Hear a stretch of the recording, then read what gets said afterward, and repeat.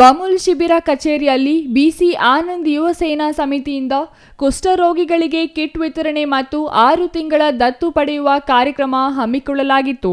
ಈ ವೇಳೆ ಮಾತನಾಡಿದ ವಿಜ್ಞಾನ ಪರಿಷತ್ ಸದಸ್ಯ ಹುಲಿಕಲ್ ನಟರಾಜ್ ಅವರು, ತಾಲೂಕನ್ನು ಕ್ಷಯರೋಗ ಮುಕ್ತ ತಾಲೂಕನ್ನಾಗಿ ಮಾಡಲಾಗಿದೆ. ಯುವಕರ ತಂಡದಿಂದ ಸಾಮಾಜಿಕ ಸೇವೆಗಳು ಮಾದರಿಯಾಗಿದೆ ಎಂದರು.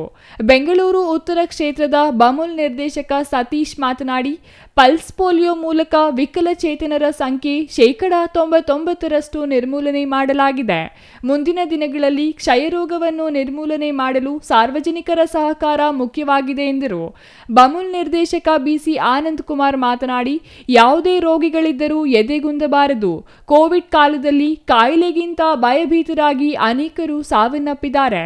ಇರುವಷ್ಟು ದಿನ ನೆಮ್ಮದಿ ಜೀವನ ನಡೆಸಿ ಎಂದು ಕುಷ್ಠರೋಗಿಗಳಿಗೆ ಧೈರ್ಯ ತುಂಬಿದರು.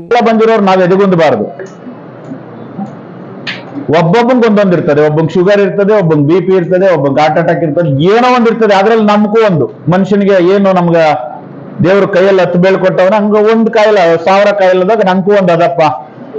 ಯಾವುದೇ ಕಾಯಿಲೆ ಬಂದ್ರು ಭಗವಂತನ್ ಕೊಟ್ಟಿರೋ ಡೇಟ್ ವರ್ಗು ನೀವು ಬದುಕಿರ್ತೀರ.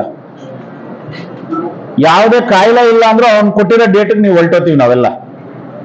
ಆದ್ರಿಂದ ಮೊದಲನೇದು ನಾವು ನಮ್ಮ ಫಲಾನುಭವಿಗಳಿಗೆ ಹೇಳೋದು, ಆತ್ಮವಿಶ್ವಾಸ ಇರಬೇಕು, ನಮಗ್ ನಂಬಿಕೆ ಇರಬೇಕು.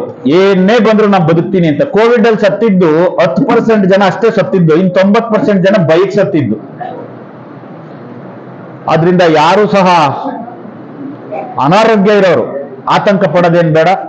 ಲಯನ್ಸ್ ಕ್ಲಬ್ನಿಂದ ಅನೇಕ ವರ್ಷಗಳಿಂದ ಪ್ರತಿನಿತ್ಯ 18 ರೋಗಿಗಳಿಗೆ ಉಚಿತ ಡಯಾಲಿಸಿಸ್ ಮಾಡಲಾಗುತ್ತಿದೆ.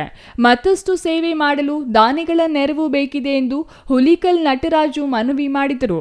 ಇದಕ್ಕೆ ಸ್ಪಂದಿಸಿದ ಬಿಸಿ ಆನಂದ್ ಕುಮಾರ್, ಲಯನ್ಸ್ ಕ್ಲಬ್ಗೆ ಉಚಿತವಾಗಿ ಡಯಾಲಿಸಿಸ್ ಮಿಷಿನ್ ಕೊಡಿಸುವುದಾಗಿ ತಿಳಿಸಿದರು. Mahesh, CTV news, Doddaballapura.